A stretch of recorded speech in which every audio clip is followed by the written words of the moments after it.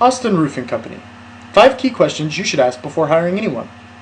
Avoid home improvement nightmares by using these insider tips brought to you by www.txhomeimprovement.com.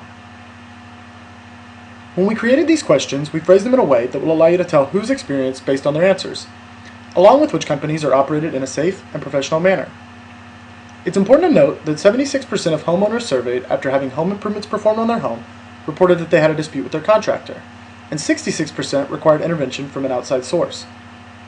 We suggest that you let each contractor know in advance that you'll be asking for verification of their answers in hopes that this will prevent their temptation to exaggerate.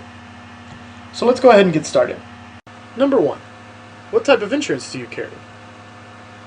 Any contractor that you consider for your project must have at least 2 key insurance policies: a workers' compensation policy, as well as at least $1 million in liability insurance coverage. The potential for liability is unlimited here for the homeowner, and this is another place that most contractors will cut corners.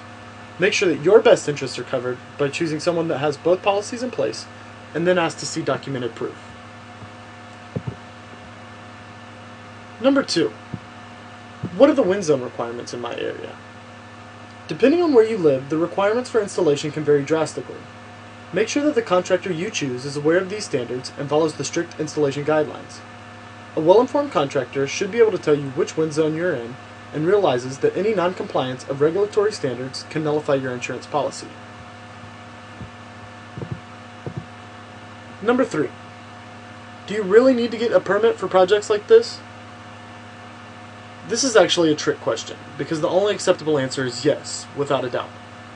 If your project is not permitted, it has become common for the city to require that all previous work be completely removed and redone under the permit's requirements and at the expense of the homeowner.